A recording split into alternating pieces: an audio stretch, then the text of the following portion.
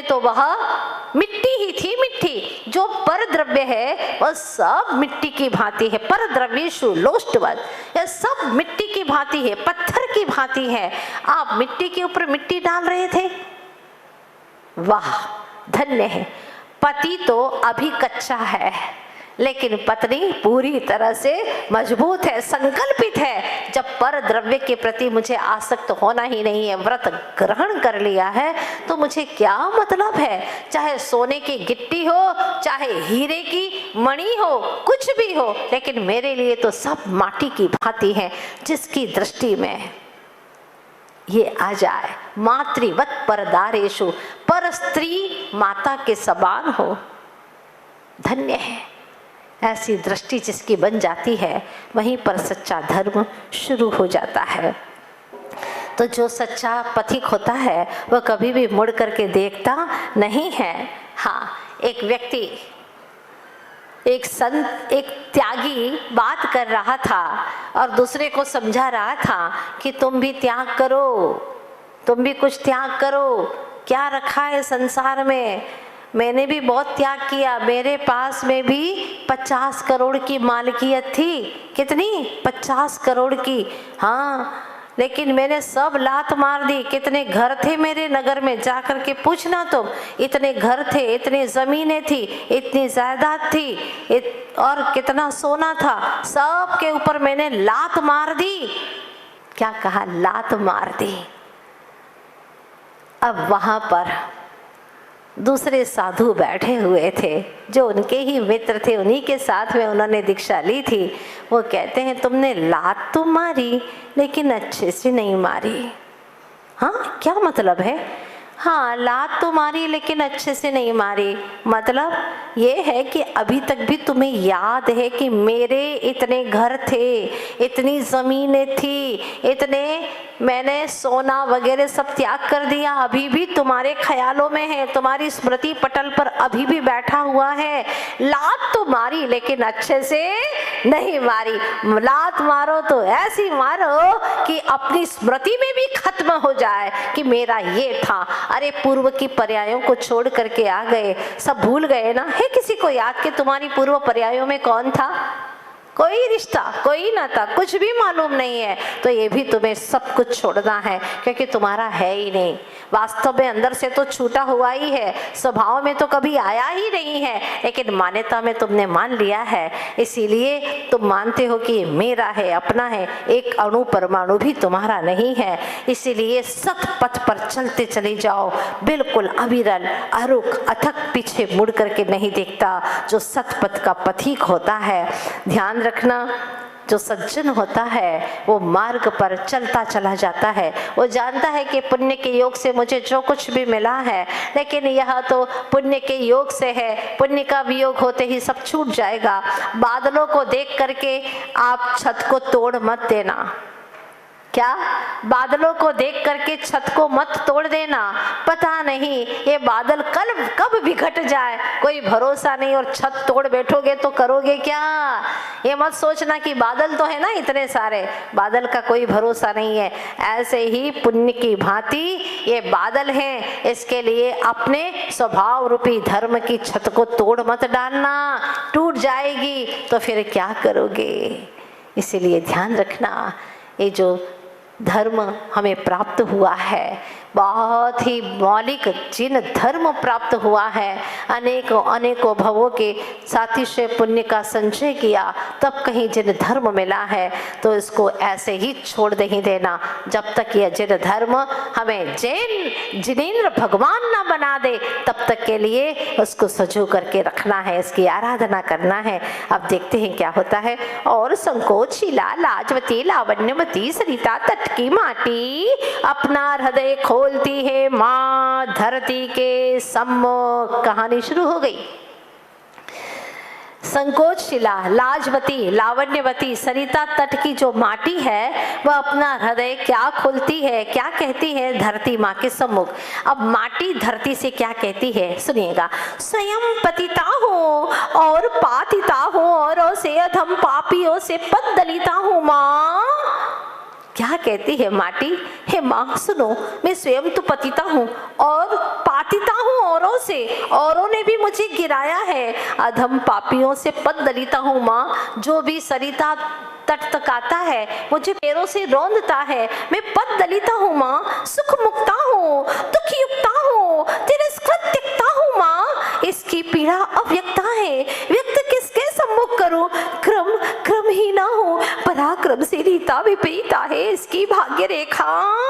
यातनाएं पीड़ा ये कितनी तरह की वेदनाएं, कितनी कितनी और आगे कब तक पता नहीं इसका इनका और छोर है या नहीं। बताओ माँ, इस सब की जिंदगी है, तुम कब के हो, कहाँ के हो? सब निगोद की यातनाएं भोग करके आए हैं। निगोद से निकली ये आत्मा स्वयं पतिता और पातिता है औरों से, अधम पापियों से पद दलिता हूँ माँ, सुख मुक्ता हूँ, सुख से मुक्त हूँ। सुख मिल गया क्या आपको? आत्मीय सुख मिला? नहीं मिला। दुख से युक्ता हूँ, तिरस्कृत त्यक्ता हूँ माँ, तिरस्कृत हूँ। कर्मों ने फुटबॉल की भांति यहाँ गिराया, यहाँ से लात मारी वहां गिरा, वहां से लात मारी यहाँ गिरा, चारों गतियों में 84 लाख योनियों में भटकता ही रहा हूँ माँ, मैं भटकती ही रही हूँ माँ। इसकी पीड़ा अव्यक्ता है, पीड़ा को कैसे व्यक्त करूं और किसके सम्मुख करूं माँ? क्रम ही ना हो, क्रम का अर्थ होता है चरण, चरण नहीं है मेरे पास में, और पराक्रम से भी रीता विपरीता है इसकी भाग्य रेखा, मेरी भाग्य रेखा ही विपरीत है। ये यातनाएं पीड़ाएं, कितनी तरह की वेदनाएं, कितनी और आगे कब तक पता नहीं इसका छोर है या नहीं। एक बार पढ़ करके सुनाएंगेगा अपनी व्यथा को, पढ़िएगा आप लोग थोड़ा सा पहले से। स्वयं पतिता हूँ और बोलिएगा जोर से, अधम पापियों से सुख तिरस्कृत इसकी पीड़ा व्यक्त किसके सम्मुख करूं? क्रम पराक्रम से रीता विपरीता है इसकी यातनाएं पीड़ाएं ये कितनी, कब तक पता नहीं इनका छोर है या नहीं। अब तुम्हारी वेदनाएं अनंत काल की, एक इंद्री से लगा करके अब तक की कितनी अनंत काल की वेदनाएं बता सकते हो क्या? बोलो ना। नहीं, कोई नहीं बता सकता। ये हमारी कहानी है, ये माटी की कहानी ही नहीं है, माटी के बहाने हमारी कहानी चल रही है। इस जीव ने कितने दुख भोगे हैं, कितनी पीड़ाएं भोगी हैं, व्यक्त नहीं कर सकते। धन्य है आज का दिन जो हमें प्राप्त हुआ, गुरु के सम्मुख कुछ कहने का अवसर प्राप्त हुआ, प्रभु के सम्मुख अपनी व्यथा की कथा समझने का समय प्राप्त हुआ है। यह शुभ अवसर है, शुभ बेला है, धन्य है आज का दिन। लोग कहते हैं धन तेरस, धन बटोरते रहते हैं, क्यों? एक कहानी अगर आपको समझना है तो 5-10 मिनट की चर्चा है, इसको हम कल आप लोगों के बीच में रखेंगे कि क्या है धनतेरस को, ये आती है काली चौदस क्यों कहा जाता है, और फिर परसों का दिन आखिर क्या इतिहास है हमारा जैनत्व से जुड़ा हुआ, हम आपको बताने वाले हैं। बोलिए आचार्य गुरुवर श्री विद्यासागर जी महाराज की। भव्य जीवो, आपने जो धन कमाया है उसे आप भोग पाए या न भोग पाए, पर धन कमाने में जो आपने कर्म कमाए हैं उसको तो भोगना ही पड़ेगा। तय बात है, जो धन कमाने में आपने कर्म कमाए हैं, पाप कर्म कमाए हैं, निश्चित रूप से उसको तो तुम्हें भोगना ही पड़ेगा। क्योंकि कर्म जो है ना एक ऐसी शक्ति है जो दिखती तो नहीं है लेकिन होती अवश्य है।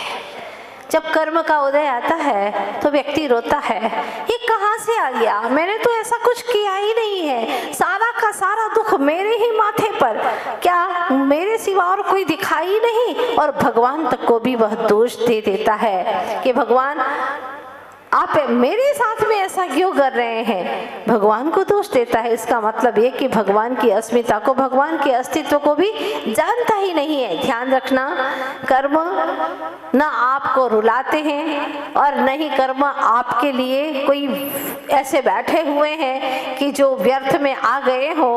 आचार्य कहते हैं तुमने कर्मों को बुलाया है, कर्मों ने आपको रुलाया नहीं, आपने कर्मों को बुलाया है और अच्छे से निमंत्रण दिया है, राग द्वेष किया है, दुर्भाव किए हैं, तब वह कर्म तुम्हारे आत्मा में जो कर्म पर वर्गणाएं हैं, कर्माण वर्गणाएं हैं, वह कर्म रूप परिणत हो जाती है, कहीं से आती नहीं है। वो तो पूरे तीनों लोकों में ठसाठस भरी पड़ी है। जैसे ये जीव राग द्वेष करता है और वह कर्म वर्गणाएं कर्म रूप परिणत हो जाती हैं। इसलिए ये मत सोचना कि कोई मुझे देख नहीं रहा है, मैं गलत काम कर रहा हूँ, कोई मुझे सुन नहीं रहा है, मैं उसकी निंदा कर रहा हूँ, कोई देख तो नहीं रहा, कोई सुन तो नहीं रहा, कोई सुने न सुने, कोई देखे न देखे, लेकिन कर्म तो हर वक्त तैनात है। जैसा करोगे वैसा ही कर्म को बांधोगे। कल आपने यहाँ पर सुना था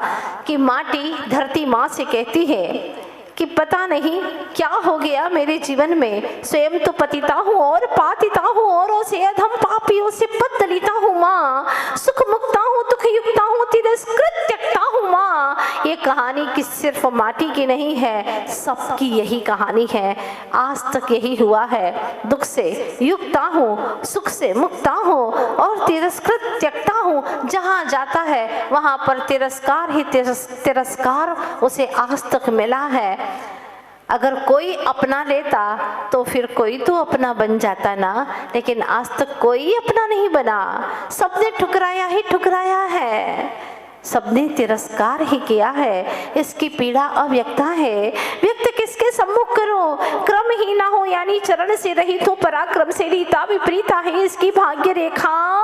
हे माँ धरती, यातनाएं पीड़ाएं, ये कितनी तरह की वेदनाएं, कितनी और आगे कब तक पता नहीं इसका छोर है या नहीं। हे माँ धरती, बताओ ना मेरे दुखों का अंत होगा या नहीं होगा, कोई और छोर है या नहीं। कहो माँ, श्वास श्वास पर नासिका बंद कर आर्त घुली घूंट बस पीती ही आ रही हो, और इस घटना से दूसरे दुखित न हो तो मुख पर घूंघट लाती हो, घुटन छुपाती छुपाती घूंट पीती ही जा रही हो, केवल कहने को जीती ही आ रही हो, कहने को जी रही हो। वास्तव में मैं तो अपने भीतर के घुटन को छुपाती छुपाती घूंट दर घूंट पीती चली जा रही हूँ। हर व्यक्ति ऐसे ही जी रहा है, मौत नहीं आ रही है इसलिए जी रहा है, पर जीने में कोई तंत्र नहीं है, कोई आनंद नहीं मिल रहा है। आनंद तब मिलेगा जब स्वयं के सन्मुख होगा, निजानुभूति करेगा, अपने अस्तित्व को पहचानेगा। जानता ही नहीं अपने अस्तित्व को, सुख कहाँ से पाएगा। सच कहा है, माटी अपनी कहानी यहाँ पर कह रही है, पर सच में ये हम सब की कहानी है कि बस कहने को जीती ही आ रही हो, घुटन छुपाती छुपाती घूंट पीती ही आ रही हो। पर मेरे दुख से कोई और लोग दुखित ना हो जाए, इसीलिए घूंघट मुख पर लाती हूँ। जब नई दुल्हन होती है तो वह मुख पर घूंघट रखती है। क्यों? क्योंकि अपना पुराना घर छोड़ करके आई है, जहाँ पर पली बड़ी हुई, जिनका प्यार मिला दुलार मिला, वहाँ से छूट करके अब आ गई है नए घर में। अजनबी लोग हैं, सब कुछ अलग अलग सा दिखाई दे रहा है, अंदर ही अंदर भी पीड़ा है, लेकिन यह पीड़ा से किसी और लोगों को पीड़ा ना हो जाए, इसीलिए वह मुख पर घूंघट लाती है। पहले के समय में दुल्हन के मुख पर घूंघट रहता था, क्योंकि वह पिता के घर को छोड़ करके पति के घर पर आती थी, उसके दुख से और लोग दुखित न हो जाए, इसीलिए मुख पर घूंघट लाती थी। धीरे धीरे पुरानी हो जाती थी और वही पति का घर उसका घर हो जाता था, अपना सा मालूम पड़ता था, तो धीरे धीरे सरकते सरकते घूंघट कम हो जाता था।